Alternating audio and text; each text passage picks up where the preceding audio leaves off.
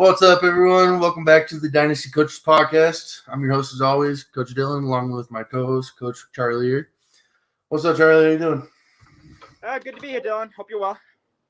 Heck yeah, we got a good week 2. So we had a bunch of stuff happen. Actually, we saw some comebacks here. I believe 3 big-time comebacks, and then we had a couple significant injuries to quarterbacks. So, talk about that. We got a good show for you. We're going to go over some news and notes here, and then we're going to talk about when it's time to either push all your chips all in and go for that championship, or, it's time to tear it down and rebuild. So we're going to discuss a little bit of that, and then we're going to talk about some buy low and sell high candidates for Dynasty. And then we'll end the show with our trades. So we'll go ahead and get started here with the significant news items here. Justin Herbert injures his ribs in the Thursday night game versus the Chiefs. X-rays came back negative, but is this something that's going to linger into the season? So from what I've been hearing, this is the type of injury that really leaves you in like a lot of pain and takes a little bit to heal. So it's something that you can obviously play through, but I'd be a little more concerned for Justin Herbert for week 3 than anything else, because I think down the road the injury will heal and he'll kind of go back to his previous playing form. But for the next couple of weeks, it's something to keep an eye on. It depends on if he wants to push through it or if he wants to say, hey, you know what, for the betterment of the team, so we can be good for the playoffs, I'll heal up and rest for a couple of weeks. So it kind of really depends on what Herbert and the Chargers want to do. Yeah, are you spending any of your fab money on Chase Daniel just in case it lingers? If I'm a Herbert owner, yes. Otherwise, no. Gotcha. Because the ceiling of the Chargers offense is incredibly lower with Chase Daniel. Oh, yeah. I think with the exception of Austin Eckler. Yeah. It could actually help Eckler with how he's been so far this year. So might have to depend on him a little bit more. I don't know. Moving on here. Trey Lance out for his year, fractured his ankle. Big hit for me. He was my starting quarterback on one of my teams. Yeah, you and me both. But what do you think? First of all, you got Jimmy G back in at starting quarterback here. Is this good for Deebo, Ayuk, and Kittle? This is great news for pretty much all of the weapons on the Niners. No offense to Trey Lance. He's a unique, dynamic weapon, of course, in his own right. But it seemed like last year, and for when Jimmy G came into the game, the rest of those Niners offensive studs were a lot more comfortable with him in there. And we saw what Deebo did last year with Jimmy G. George Kittle was still a very good tight end with Jimmy G, and Brandon Ayuk's been looking like a pretty good wide receiver as well. So I think it spells nothing but good news that you have like a more proven, just drop back and pass it kind of guy, as opposed to a more of a runner at the quarterback position. Yep, I agree 100%. There's going to be a lot more opportunities with Garoppolo back in. Like you said, Trey Lance he goes through 1 or 2 reads and then he tucks it down and takes off. So Jimmy G's more of a possibly could go through his 3rd or 4th read. And I think he's probably a more accurate quarterback than Trey Lance is. So there's definitely going to be some more options for these guys. Is Jimmy G a top 15 quarterback for you with these weapons? Top 20. Top 20? I think he's a QB too. Okay. So 2 QBs, 2 QB leagues. He's startable in Superflex. Alrighty. Sounds good. Let's go in. A couple other things I want to mention here. If you're IDP, Willie Gay is now suspended for 4 games. Chiefs linebacker. He's been one of the better linebackers in the league so far this year. And then Mike Evans suspended for 1 game for punching. What's his name? Him and Lattimore. Yeah, Lattimore. I don't know. It seems like every time they match up against each other, something big happens. Yeah. So as for the Willie Gay news, I think that's good for Nick Bolton because he's the other Chiefs starting linebacker, and he plays pretty well when he's given a starting chance. For the Mike Evans news, for the 1 game, if you want to pick up either Julio Jones or Russell Gage, might not be a bad option because they're not. Who's gonna Leonard Fournette, please? I mean, that's gonna be a big Leonard Fournette game. Cameron Brake could be a streaming tight end this week too. Yes, yeah. So, I think it's going to be a mixed bag because we really haven't seen the Bucs offense at full potential yet. yeah. Leonard Fournette tweeted out the other day, though, expect some touchdowns from me. So I'm expecting him to get a lot more involved and to get closer to the red zone. Do you think that Giovanni Bernard could be a sneaky running back pickup play this week? I think Rashad White could be. Rashad White? I think they're trying to get him more pass catching work. Yeah, for sure. All right, let's go ahead and move on here to when is it time to either push in or tear it down here. Let's start with pushing in all your chips. When do you decide to push it all in and go for the championship? I mean, is week 2 too early? Does it depend on your record? Does it depend on points scored? What do you think? I think it depends on when your trade deadline is, as well as your points scored. Because if you're winning a lot of close, fluky type games and you're not scoring a lot of points, like you're in the bottom half of your league in points scored, but you have a lot of wins, like this happened to a team in my league last year, and he, wisely chose not to push it in, and he was an easy first round exit. So you gotta realize, is my team good, or am I kind of running into a bit of luck?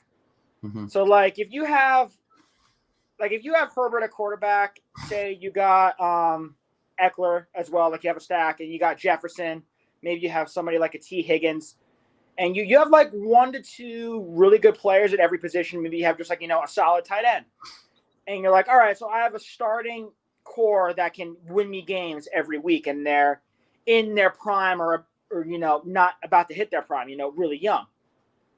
And you also have a bench that is serviceable enough to sub in when those players have their bye weeks, and you can still be competitive. Because typically when you have a bye week, your chances to win slip. That's just the way it goes, because you're putting in players who aren't going to be as good as your typical starter. Mm-hmm. So for me, I would say, so depending on how many starters you have, 7 or 8, if I have 5 to 6 really good starters, that's when I push in the chips to get 1 or 2 more to fully complete my team. And at that point, it doesn't matter to me if they're on a little bit on the older side or not. If I'm going to get a Keenan Allen, that would be fine by me, because I know he would take my team over the top. Same thing with an older quarterback. If you need to boost at QB, say it's your Superflex league, and you want to go out and get Brady or Rodgers, again, or Stafford, do it. It makes sense. I agree. For me, I think it's you gotta decide. I think before week 4 or 5, it's definitely points scored, but you gotta make the decision, just because you don't want to be second to the party there on rebuilding, because you might have 1 or 2 teams that have already traded for all the picks, dumped all their guys, and now you're looking at another year of, now you got to look at the 24 picks instead of the 23 picks. But it definitely too depends on your team makeup. I mean, if you're 1 piece away from winning, I mean, you just have 1 piece that's just killing you, then even 2 pieces is just killing you, then I would definitely try to make trades to get those 2 pieces. But I mean, if you're sitting it there and you got some aging vets and they're just not producing, like a Tom Brady this year, I mean, he's not really doing what Brady's done. Rodgers is not doing what Rodgers is doing. So if you're looking at that, and you need to kind of get younger at your team here, you need to definitely consider the rebuild. But if you got some young pieces, and you're 1 piece away, go out and get that piece and go for the championship. I mean, it really depends, like you said, on the age of the core. You know, if you have a lot of young guys and you have your young stars, you have your Jonathan Taylors and your Justin Jeffersons, compounded with some other younger to youngish type studs. Maybe you have a Saquon Barkley who you snag in a second round, and that's looking like a really good investment. Something like that, or you have resurgent Michael Thomas. You got a blend. That's when you can kind of go all in. Or if you notice your team's starting to get a little old, like most of your guys are in that 27 to 30 range. We know 26 to 27 is old for running backs, receivers. If you have a lot of 29, 30-ish plus receivers, and you're thinking, all right, I'm kind of, what do I do? Do I want to go all in, or should I just make the moves and trade away my chips? You trade away your chips, because those guys aren't going to be enough to get you into championship territory. So you capitalize early enough. Like you said, the week 4, week 5 is probably that barometer.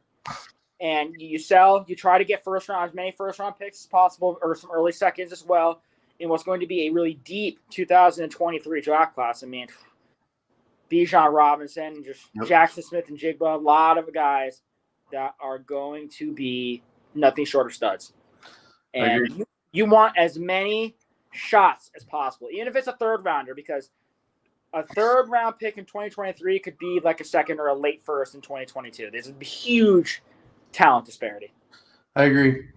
Are you willing to, dump draft picks, like high draft picks, to be able to win the championship? Winning a championship is always the ultimate priority, and if you're in reach to do so, trading draft picks is a necessary price to pay. And if you have 2023 first-round picks, those obviously have a lot more value. So you should be able to eke a little bit more out on the player side. I agree. Are you looking to acquire underwhelming guys like a Kyle Pitts, who's received what? Absolutely.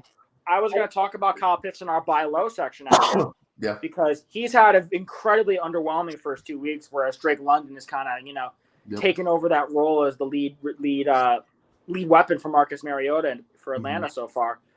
But I just don't think that's going to be something that lasts. I mean, Arthur Smith kind of has to realize that he's been asking him to block a little too much, which I've been kind of confounded by, considering I think he's your top weapon. And he has such a unique skill set at the tight end position. I think he's dynasty tight end too. Why is he not getting more involved? I mean, I think it's as simple as that. Because they want to win, right? That's what Arthur Smith said. And if you want to win, you would get your best weapon involved. I agree. I think it's going to change sooner rather than later if they say they want to win, regardless of whether they want to win or not. They're going to put a competitive club out there. They're going to try to, and having Kyle Pitts playing at a high level is a part of that. I agree. Are you looking to acquire older players that might be on their last leg but still producing, such as Tom Brady and Matt Ryan? I know they're not having a great year this year so far, but they have produced for their short career. I'm only looking to get like an older QB if I'm in a super flex or if I'm contending and I need that last piece. A lot, like the major money leagues that I'm a part of, I'm in the kind of I guess beginning towards middle stages of rebuilds where I'm not looking to take on some older guys. So I'm not looking to exclusively have them. I have Matt Ryan in one of them just as like my third quarterback, but I'm not actively looking to, like just get older players, regardless of production. Yeah, I agree. I have a league where I just lost Trey Lance, but I'm a contender, and I was actually trying to acquire Tom Brady, Aaron Rodgers, Matt Ryan. That would probably be the only instance where I would try to acquire those guys. Matt Ryan could be a buy low after that crap shoot in Jacksonville. Yes, big time. Even Brady, like you said, Brady hasn't really been himself yet either. Yep, I agree. One more question about the push your chips all in. Are you looking to acquire players that are injured but will be back, like J.K. Dobbins and Dak Prescott? Ooh, absolutely. I actually just saw a trade go down in one of my other leagues where a guy traded Eli Mitchell and 2 firsts to get Dak Prescott, despite the fact that Dak Prescott is injured, because he wants to, push the chips and make a run at the playoffs this year, because his team's good enough otherwise to do so. And even in Superflex, having Dak, for the years beyond is also a good dynasty play. So it's not like it's the end all be all if you don't make it to the playoffs this year with Dak. I agree with you 100%. So let's go to move on to it's been a rough 2 games. Let's tear it down and rebuild. When is it? I mean, we just discussed here week 4, week 5 for when it's time to decide. Are you looking for picks primarily, or are you more looking for younger players like a Justin Fields or Mac Jones? In an ideal world, I'd like to get a 1 to 2 franchise cornerstones that I can build my team around. So like in my biggest money league, my $50 money league. Okay.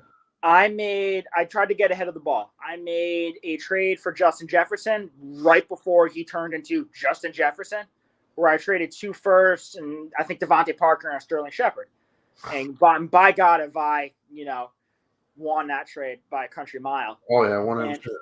I also traded Darnell Mooney and the 101, which ended up being Breece Hall, for Javonte Williams, and I'm liking my side of that as well, considering the absence of Darnell Mooney, and we haven't really seen Breece Hall take over yet. So I have 2 franchise cornerstones, and I can say I have some pieces to build my team around. Now it's a matter of just building the rest of the roster around them. So those are just examples. Obviously, those wouldn't line up now. But getting somebody now like a Breece Hall or like a Kenneth Walker, someone young, or one like a Drake London would be perfect. Drake London, I think, is probably the best example. Getting someone like a Drake London who you can have set on your team as like your wide receiver 1 of the future, and getting him in a trade like that where you're trading away some guys who are more for a win now type of thing, that's what I'd be looking for. But if you can't find that type of cornerstone player to get for your squad, then you obviously, you want to go for your first and second round picks, or you can then find that player you yourself think can be that cornerstone guy if you can't find one on the market. Would you trade like a Stephon Diggs, who's a little bit older receiver, and try to acquire Drake London plus something? Yes, I would. Okay. If I knew that my team wasn't going to win, and I knew that Stephon Diggs wouldn't be on my team when I was next going to win a championship, I would absolutely trade him for Drake London plus something else, without question. All right. What about players that are injured, like this year's Trey Lance and Elijah Mitchell, done for the year? Are you looking to acquire those guys since they have big potential? Eli Mitchell, no, because the injury history kind of scares me. Mm-hmm. But Trey Lance, absolutely, because we know what Trey Lance can be. The Trey Lance hype has been out of this world because we know, because you see what Kyler Murray's done. You see what these other mobile quarterbacks like Mahomes and obviously Lamar Jackson, who's probably the top at that position in terms of mobility and running, what those guys can do. And people think that Trey Lance can be just as good, if not better. And the hype is there. He's got the dual upside, which not many quarterbacks have. So that's someone you want to go out and get. And he's still young. He's going to recover from his injury. I think he's going to come back and be really good. So that's a great example of a player I think I'd want to go out and get. But I can't say the same for Eli Mitchell. Yeah, I agree. I don't know how I feel about Lance, because we haven't seen really anything from him. I mean, he has a ton of hype and he has a lot of potential, but he didn't play. He only played 1 game last year. He's only played a game and a half this year, or a game and a snap really this year. I just don't know how I feel about him, man. I mean, I think a guy like a Justin Fields would be great for this situation, but I don't know. Trey Lance scares me a little bit, but what do you whenever you're rebuilding, do you primarily go after running backs, wide receivers, tight ends? What position do you decide to build around? So I used to be all about building around the running back, but that strategy kind of backfired on me a couple times. Mm-hmm. So I don't want to say I'm going towards like the 0 RB strategy, but I guess I'm putting just more of a priority on building around the wide receivers, because they have simply have a longer shelf life. They last a lot longer than running backs typically do. So like getting someone like a Drake London, like a Garrett Wilson type, these young receivers who are going to be in the league for a very long time, and you can have a great core of players already. So just typically, you put wide receivers at the 2 wide receiver starting spots, your 1 or 2 flexes. You can fit a lot more wide receivers on your team, and they'll be good longer than if you had more running backs per se. I agree 100% with that. I think the very first position I'm going to try to secure is quarterback long-term, especially in Superflex. Oh, yeah, that's without question. Yeah, then it's wide receiver. I mean, there's a good chance that if you go after running backs, they're going to be on the downhill whenever it's your time to compete again. So running back is probably going to be the last position that I target in a rebuild. So let's go and move on here to some buy lows here. Players to buy low in Dynasty. We'll start with the quarterback position. Tua Tagovailoa. He looked good this week. Yeah, I don't know if that's much of a buy low anymore. Yeah, I think you kind of missed out on Tua, the Tua buy low, but I mean, it's just one game. You still might have some. I think that could dip back down a little bit. They got the Bills this week. Yeah, so it might be just a one game wonder for a couple weeks. Currently QB4 though, and 6 point per passing touchdown. So yeah, Tyreek Hill and Jalen Waddle. Is he a buy low for you? Not a buy low, like I just said. Coming off of that type of performance, it's tough to establish somebody as a buy low. considering it, any Tua owner is going to ask the moon after a performance like that because they think he's going to be the next best thing. Yeah. We'll say in a rebuild, are you looking for Tua or Rodgers? Aaron Rodgers? Yeah, Aaron Rodgers. Probably still Tua. Tua? I would say. If you're competing. There's some unlocked potential there. What about if you're competing? Rodgers. Rodgers. If I was a competing team and I had Tua, I would absolutely use him to get an upgrade at the QB position after a performance like that. If you got somebody who thinks, this is going to be it for him, you can move, you can capitalize on that. All right.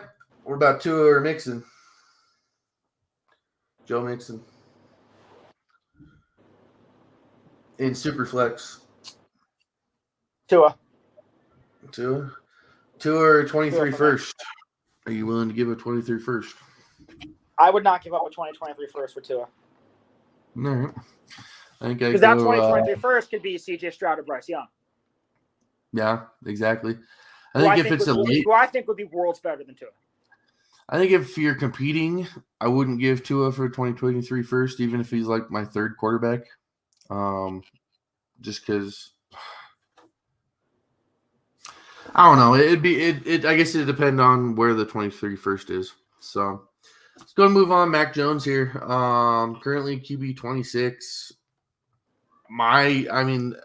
He's not doing great, but my thing is New England hasn't shown really any desire to support him with anything to throw to.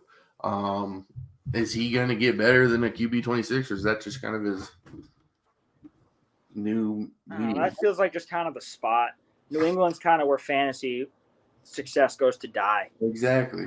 They have no good fantasy wide receivers. They have no good fantasy tight ends. Running backs a committee, so you don't know who's going to be the guy on a week-to-week basis. And they haven't given Mac Jones anything, so I can't really trust that either. Yeah. Would you go Mac Jones and Brady over in a contending team? On a contending team, I'd rather have Brady. Okay. Jones or Amon-Ra St. Brown? Amon-Ra. I've been trying to get Amon-Ra in a lot of leagues because I think he's kind of breaking out into that number one. Not last year wasn't a fluke. I thought it was a fluke at the time, but he's proving me wrong. I agree. He's definitely getting the targets, and I think that it probably continues whenever Jameson Williams is there. So he looks like a stud for sure. Jones or 23 first? 23 first. That's not even close. I agree. Zach Wilson here. He hasn't played yet this year, but he's got two very good weapons in Elijah Moore and Garrett Wilson, plus a very good young running game. Projected to be good.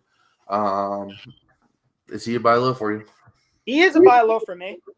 He was a guy I was trying to get my hands on this past offseason, with the upgrades at the weapon positions, getting Breece Hall, getting Garrett Wilson, just kind of a revamped core, a lot better looking offensive line. And we know Zach Wilson has a cannon of an arm. We saw it at BYU. We saw it in the time he played with the Jets last year. So I think when he comes back, he's going to step in, going to be that guy, that QB1 that the Jets were looking for. And he has all the tools to succeed. So if he doesn't, that's on him. But he's projected for a lot of fantasy success. So he's a guy I kind of want to get my hands on. And with the injury not being back till probably week 5 at the earliest, someone you can probably get him cheap. Yep. Yeah, I think that's a great for a rebuilding team. That's a great buy low. Yeah, I agree. You're probably going to get him for really cheap, especially if he was on a contender and they need QB2.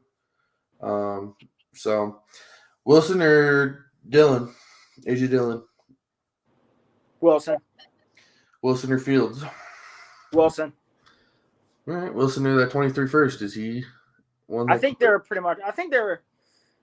If it's a late first, I would say they're equal. Anything higher than that, I think I would take the first. All right, I agree. I think Wilson, out of everybody that we've mentioned, has the most potential. So, last one here, Justin Fields. We all know Justin Fields, Darnell Mooney, both struggling. Would you take Fields or Rodgers in a contending team? Rodgers. Fields or Metcalf in a rebuild PPR? It's a super flex. Superflex, yeah. Fields. Okay. Fields, late 23 first. Slight edge to the late 23 first. Yeah. Feels they. I mean, I don't know, man. Bears look bad. So He only threw the ball 11 times against the I Packers. know. I don't understand. He didn't throw the know. ball that much either in week 1, which I can understand a little more because the conditions were horrible. Yeah, but you're a new coaching staff. You need to decide if Justin Fields is going to be your quarterback of the future that you're going to build your team around. And you're only throwing 11 times in a game. Come on. So we're going to move on to running backs here. Josh Jacobs, currently running back 32. My thing is he's really the only person getting touches on the running back team there. So is he a buy low for you? Yeah, I think in a high-powered offense like that, he's going to get a lot more opportunities at the goal line. I agree. He probably could have had a couple this past week, but he threw to Devontae Adams instead. Mm-hmm. But it's whatever. It's just kind of the way the Raiders operate now. They let pass away more. But I do think there's going to be more opportunities up ahead for Josh Jacobs at the goal line. I mean, Zamir White only had 2 touches, I think, or 2 carries last game. Yeah. So that kind of shows, Josh Jacobs is still the alpha. We had a lot of questions coming into this year. Oh, it's going to be more of a committee approach, but that's not the case. I think Josh Jacobs is the buy low, especially if I'm a contending team. I agree. We forget that he's only 24 too. So in Dynasty, he's still a young quarterback or young running back. So Jacobs or Sky Moore? Jacobs or Brandon Ayuk. Jacobs or James Cook? Jacobs. All right. I agree with all those that you just said. I think the closest one will be Jacobs and Ayuk. Kind of depend on team build, I guess. But moving on, J.K. Dobbins here still has yet to play a game this year, but he's looking like he's going to be back hopefully in week 3 here. It's kind of looking like Kenyon Drake is looking pretty good. Gus Edwards is still going to be back at some point. What do you think? J.K. Dobbins was a beast when he was on the field, and he was a bona fide fantasy asset. Mm-hmm. But it's looking like that if he comes back, he's not going to be at his maximum efficiency, which does concern me a little bit. Yeah. Because I don't want J.K. Dobbins at like 60 or 70% of what he is. I want the full J.K. Dobbins experience. And I don't think they're going to just let him come in and take all the carries right away. They're going to want to mix him in with, like you said, Kenyon Drake and maybe some of the other guys they have in that backfield. Yep. So he's a nice buy low for, I think, a contending team, or not a contending team, a rebuilding team, excuse me. Because you can he's still really young. I think he's 23, 24. Yeah. So you can wait. You can afford to wait until he's healthy. And then if you don't think you're going to win with him, you can package him off when his value is a little higher. Because I don't think he has much use on a contending team right now. I agree. I don't have it up there, but like a J.K. Dobbins or an Aaron Jones in a rebuild. Oh, yeah, Dobbins. All right. J.K. Dobbins or Kenneth Walker, who do you have more faith in long term? Walker. Pete Carroll loves to run the football. Yep. Dobbins or Garrett Wilson? Garrett Wilson. Dobbins better than that 23 first, say mid 23 first? I say they're pretty even. Okay. Cam Akers, everybody's hating on him right now, including Sean McVay. Currently running back 58 in PPR. Darrell Henderson has looked decent, not great, but decent in his first 2 games. Is he somebody you're going to try to buy, or are you too afraid to do it? That's the ultimate buy low right there, I think. We were talking about this after week 1. I mean, yeah. He saw more touches and opportunities in week 2, which I thought was good. Yep. Much more of a 50-50 split with Henderson. Yep. So I think there's some room for optimism there, and I think he's under contract a lot longer than Henderson is. Yeah. So just with the Rams being in win now mode, they want the back who's going to help them now, and I guess they think Darrell Henderson's a little more polished.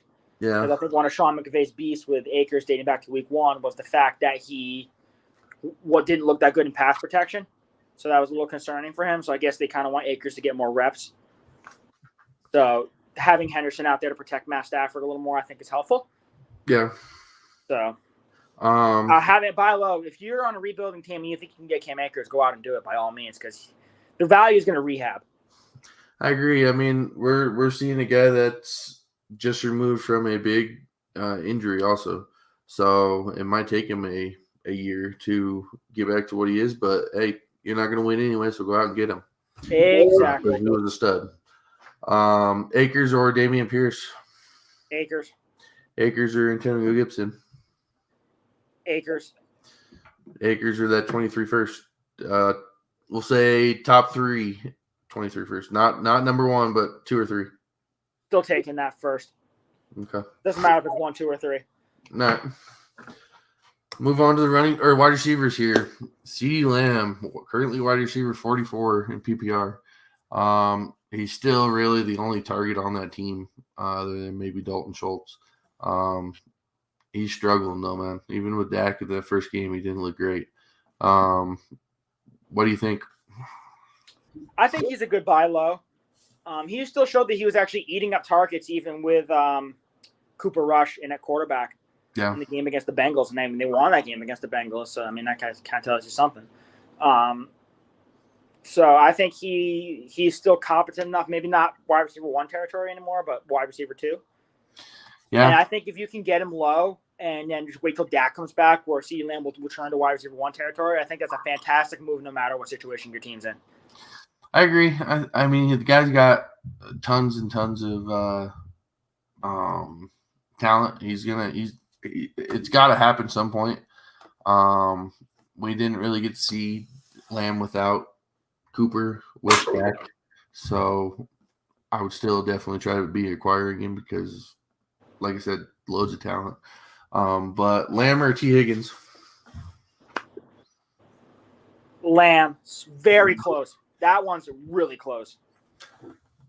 On a contending team, Lamb or Chubb? Nick Chubb. Chubb. Lamb or 23 first? We'll say late 23 first. Lamb. All right. Darnell Mooney hasn't done anything. He's currently wide receiver 127 in PPR. But again, there's nothing in Chicago right now. What are you doing with Mooney? I mean, you have to hold him. Yeah. Are you trying to go out and get him? I think it can't get any worse than this. I'm thinking the same thing with Cole Kmet, who somehow has 0 fantasy points through 2 weeks as well. Yep. I mean, it simply can't get worse. Therefore, it has to get better. Yeah. You buy low on him, and you hope it gets better. I mean, I gotta tell you this much. Boy, am I glad I sold Darnell Mooney in my Javonte Williams trade, because if I try to do that now, I get shot down so fast. Yeah. I mean, you're not getting him for anything, or you're not getting anything for him. He's basically worthless right now. So yeah. Not worthless. I shouldn't say that. Redraft, he's worthless. Dynasty, if you can get him cheap, maybe for a second, I'd do it. Yeah, I would too. Mooney or Jameson Williams? Jameson Williams. Mooney or Bateman? That's an easy one. Bateman. What about Mooney or a 2024 first? Ooh, that's interesting. 2023 Darnell Mooney could be a beast for all we know. Yeah. But I'm gonna lean on the 24 first for now. All right. Moving on to DK Metcalf, currently wide receiver 57, but we all know it's because Geno Smith. He has not really targeted DK much. Do you think that changes? Or, I mean, obviously they're not going to ride with Geno Smith next year. Yeah. But for this year, it's kind of a wash. Yeah. So I'm not really worried about it too much. In redraft, DK Metcalf's not going to be a stud anyways. Yep. Because it seems like Geno's targeting Tyler Lockett a little more frequently. Yep. But for when the Seahawks get their next quarterback, who I fully expect to be one of the top names, whoever that ends up being, could be Anthony Richardson, could be one of these other guys. That's going to spell a lot better for the prospects of DK Metcalf. Mm-hmm. So if you're in a rebuild, I'd love to get him on my squad. I agree. DK Metcalf, another one that has a ton of talent. I mean, we've seen it. We've seen him be a stud. It's just he doesn't have anybody to throw to, so you're gonna have to eat the poor performance this year. Taking DK Metcalf or Michael Pittman in the rebuild?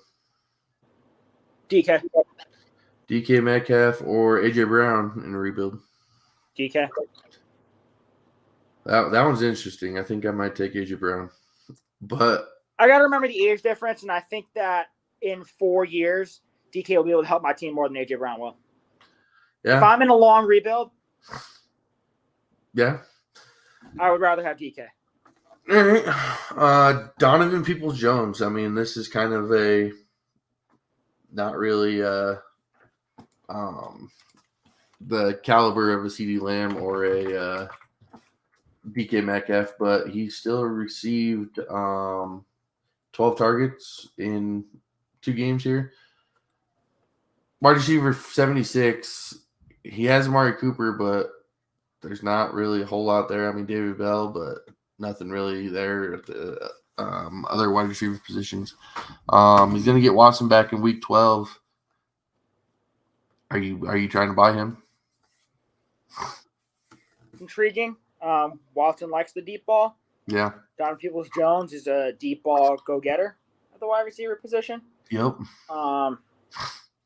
He's probably incredibly inexpensive.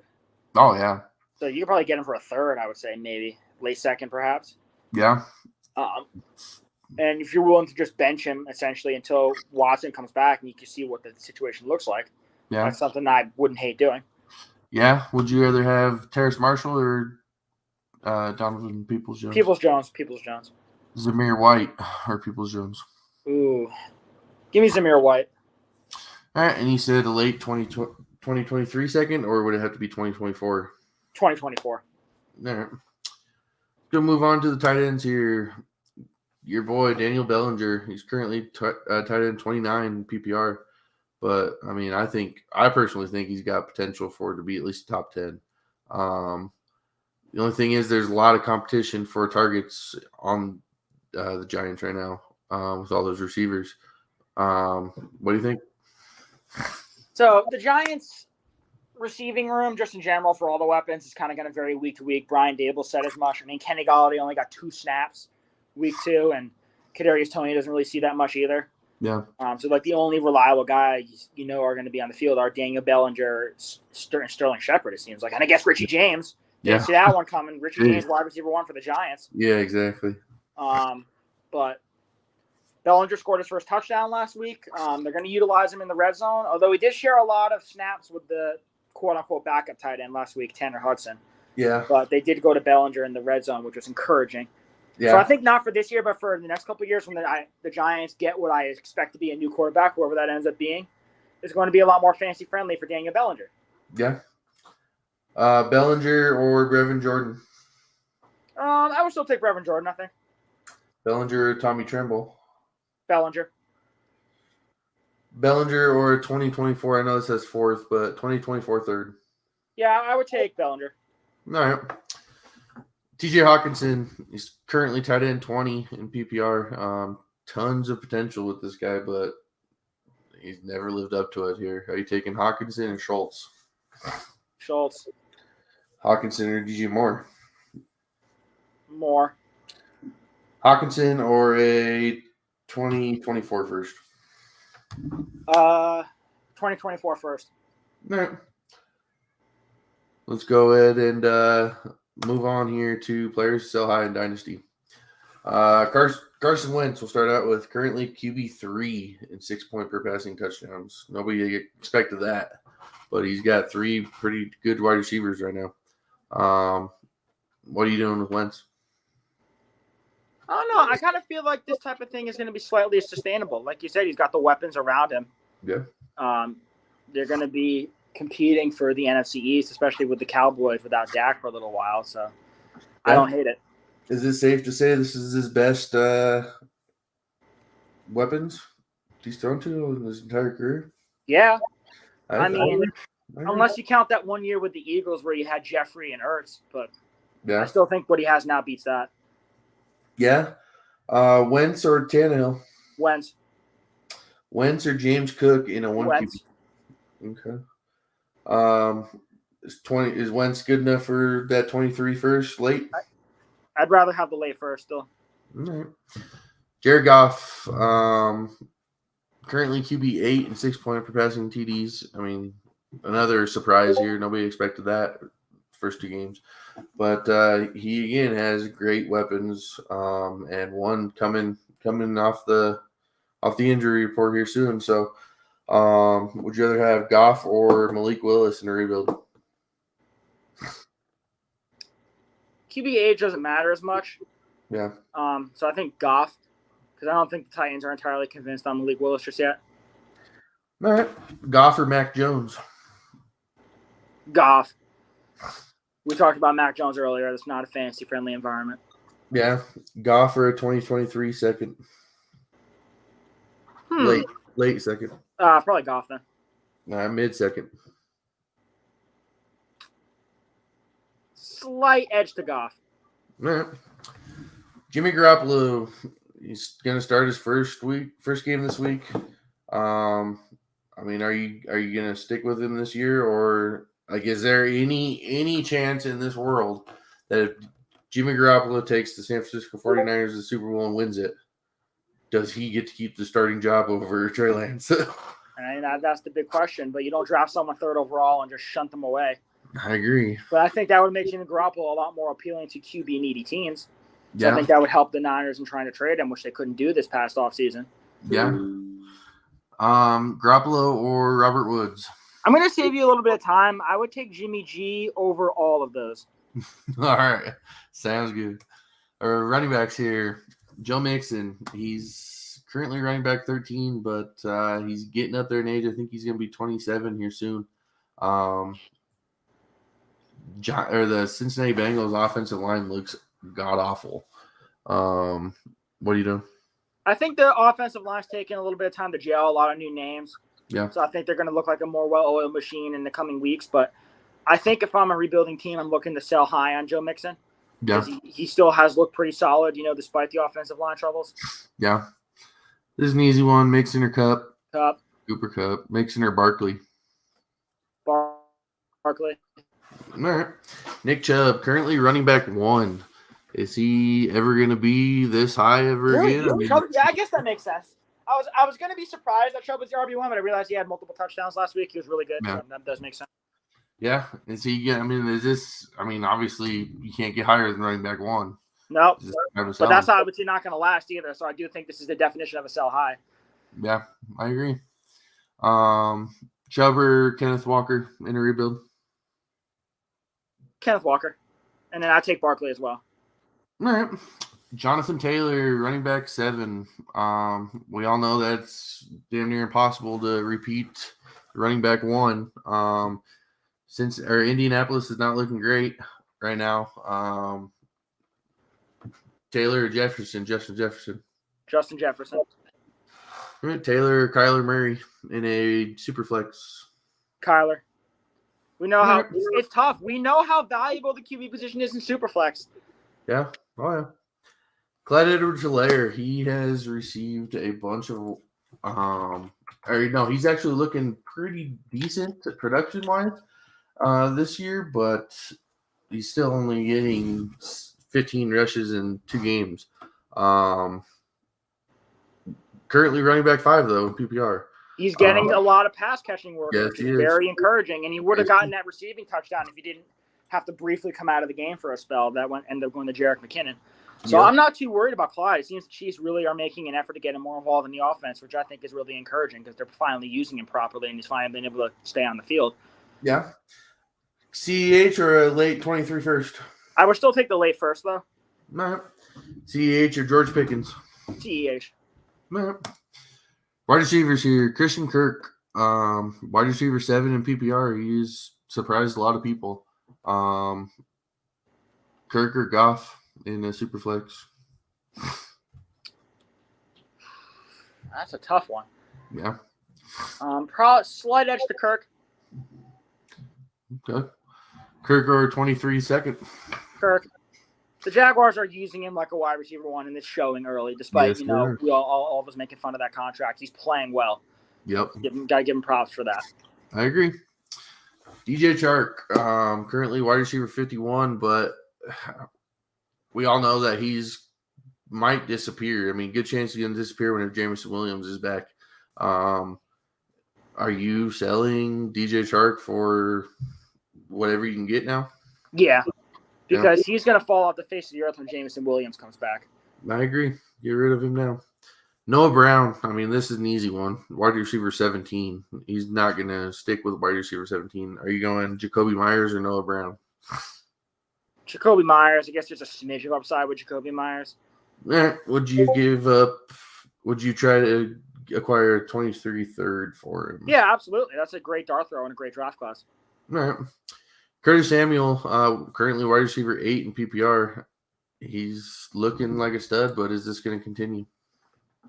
I don't think he's going to end up being wide receiver 8 on the year, obviously, but I think a top 15, top 20 finish isn't entirely out of the question, as crazy as that sounds, because they do seem to want to make him a significant part of the offense. You know, that gadget role we saw in Carolina, just maybe on a higher scale. Yeah. Would you go Samuel or Darrell Henderson? Samuel. All right. Samuel or a 23-second late? Samuel. All right. Tight ends here. Gerald Everett, currently tight end 4. Giant. I mean, he's got a great quarterback in Justin Herbert throwing to him. Would you go Everett or Tyler Boyd? Tyler Boyd. Everett or a 23 third early? Third. Okay. I'm a huge sell high on Gerald Everett. I don't think he's going to keep up this type of production. Yeah. Keenan Allen was out last week, which was a contributing factor. And I think that when everyone's healthy, the pecking order is Allen, Mike Williams, and Austin Eckler. Yeah, I agree. So I don't think, having someone who's the fourth choice in an offense is going to be a good fantasy product, even in a high-powered offense like that. I agree. Tyler Conklin, he's tight end 9 in PPR right now. He's receiving a lot of targets right now, but I believe it's because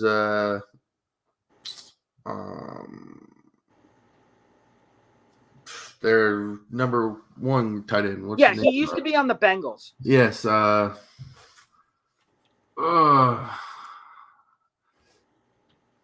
drawing a blank on his name. Hang on. Uzama. Yeah, CJ Uzama. Yeah. He's hurt. I mean, but he could be back this week. Yeah. Sell high. I mean, 20. Yeah, that's a sell high. Take what you can get. Conklin or Hurst? I guess Hayden Hurst because he's technically the number 1 tight end in Cincinnati. Yeah. All right. Yeah, I take the third. That's an easy choice. Yeah. All right. Well, let's move on to our trades here, and then we'll wrap it up here. First one here, Kyle Pitts and a 2023 second for Gerald Everett. Wait, what? This really went down. This really went down here. Accepted. So it was accepted. I hope this got vetoed. I hope to God it did too. Yeah, we don't need to really spend too much time on that because whoever decided to trade away Kyle Pitts and a draft pick is an absolute moron. I could say a lot of other very not nice things. I saw this when I was like, okay, I have to put this one on. I had to make sure I was sober. Yeah. Jalen Hurts, Jahan Dotson, Devonta Smith, 2023 first and a 2024 first for Justin Jefferson. Holy crap. I mean, Superflex PPR.